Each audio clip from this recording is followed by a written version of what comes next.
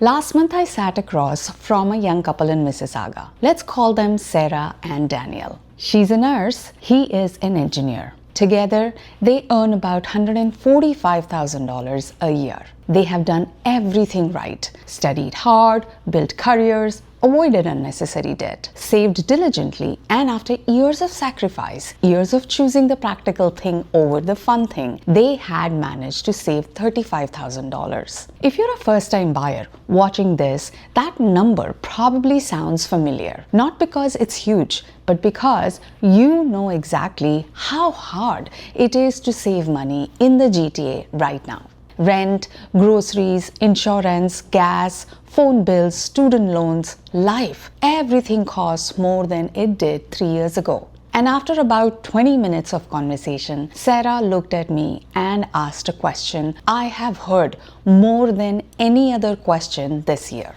Jyoti, are we crazy for even thinking about buying right now? I want to tell you exactly what I told her because the answer surprised her, and I think it might surprise you too.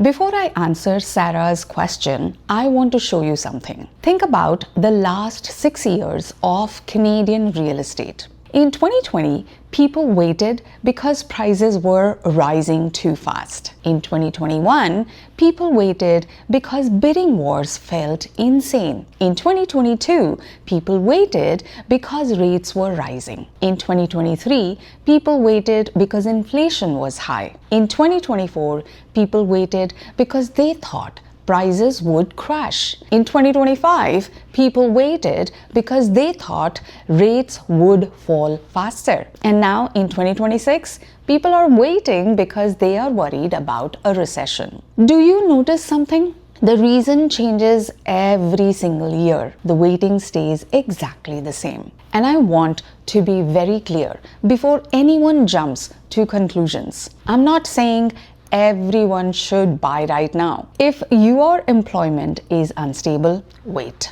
If you are carrying significant consumer debt, wait. If buying would genuinely keep you awake at night, wait. That is the right decision for you. But this video is for a different group. The people who are financially capable of buying, who have saved, who have stable jobs, who have run the numbers, but who remain frozen because they are searching for something that has never existed in real estate, in investing, or in life. And that is certainty. And here is the thing about certainty. Think about the biggest decisions you have ever made.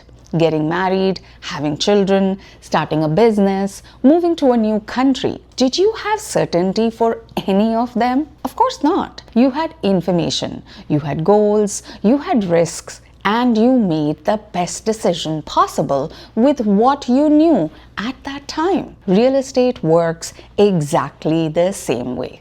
Now, let me show you something that completely changed how Sarah and Daniel saw their situation. Do you remember what buying a home felt like in 2021? A property that hit the market, 20 offers, 30 offers, sometimes 40. Buyers waived financing, they waived inspections, they waived every protection they had. Families offered hundreds of thousands above asking. I remember speaking with buyers who lost 10 homes in a row. Some lost 15, some lost 20. Imagine spending 6 months house hunting every weekend, every evening, writing offers, getting emotionally attached and losing again and again and again. Now, compare that to today. Today, buyers can negotiate, buyers can think, buyers can include financing conditions, buyers can conduct inspections, buyers can sleep on a decision before making it, buyers can walk away if somebody feels or something feels wrong. Let me ask you a direct question. Would you rather be a buyer in 2021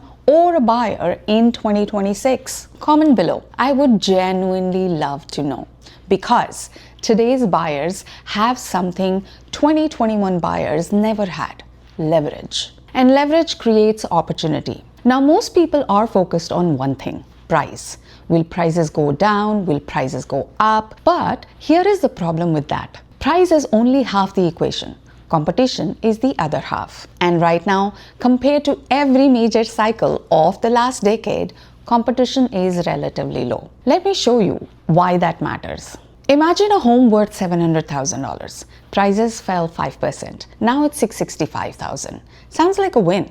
But what if rates fall at the same time? Suddenly, thousands of sidelined buyers flood back into the market. Multiple offers return, your negotiating power disappears. You are now competing against 10 other buyers for the same home. Did you really win? Or did the game just get harder? Smart buyers focus on the relationship between price and competition, not price alone. And right now, that relationship is more favorable for buyers than it has been in years. Now let's get back to Sarah and Daniel. One of their biggest concerns when we sat down was rent. They were paying $2,500 a month, which is reasonable for Mississauga right now. But let's look at that number honestly. $2,500 a month is $30,000 a year. Over 5 years, if they kept waiting, that's $150,000 leaving their household with nothing to show for it. Now, before anyone says it, I know renting is not throwing money away. Renting has real value. Flexibility has value. Mobility has value. And for the right person at the right time, renting is the correct choice. I said exactly that in my rent versus buy video. But waiting has a cost too. And that's the side of the equation most people never actually calculate. Every month you wait, you are making a financial decision. It might be the right one, it might not be, but it is never free. There is always a cost, even if that cost is invisible. And that's exactly what Sarah and Daniel finally understood. They stopped asking what will happen to prices and they started asking what happens to us if we do nothing. That one question changed everything. Because sometimes the biggest risk isn't making a decision. Sometimes the biggest risk is endlessly avoiding one. Now, I want to address the biggest myth in Canadian real estate. People believe that successful buyers buy at the bottom of the market. They don't. Nobody knows where the bottom is until it's already behind them. Not economists, not banks, not realtors, no YouTube channels. Nobody, if anyone, actually knew they would be a billionaire. Now, here is what actually happens. When prices rise, people wait for them to fall. When prices fall, people wait for them to fall further. When prices stabilize, people wait for confirmation. When prices start rising again, people decide they have already missed it. The goalpost keeps moving. The years keep passing and nothing changes. That's why I tell every first-time buyer I work with something that surprises them. The goal isn't to buy at the bottom. The goal is to buy when you are ready, financially, emotionally, strategically. Because readiness creates opportunity, prediction creates paralysis. And here is the part I really want you to hear. The biggest opportunities in real estate rarely appear when everyone feels confident. They appear when everyone feels uncertain. Right now, uncertainty is everywhere. In the headlines, in conversations, in comment sections. That uncertainty is pushing capable buyers to the sidelines. Which means the buyers who are preparing right now, quietly, strategically, without waiting for the perfect headline, are the ones who will look back in 5 years and understand exactly what they did. 3 weeks after that first conversation in my office, Sarah and Daniel bought their first home. Not because rates collapsed, not because prices crashed, not because the economy suddenly cleared up and gave them the green light they had been waiting for. They bought because they stopped waiting for a signal that was never coming, and they started building a strategy instead. They opened their FHSAs, both of them, right away. They reviewed their RRSP balances for the home buyers plan. They got pre-approved, which told them exactly what they could afford. They used Ontario's land transfer tax rebate at closing, and they negotiated something buyers in 2021 simply could not do. And they got a home they love at a price they made sense for their life. Were they nervous on closing day? Yes, certainly. But here is what Sarah told me afterward. The nervousness wasn't about whether we made the right decision. It was just the feeling of doing something big, and we knew we were ready. That's what preparation feels like. Not fearless, just ready.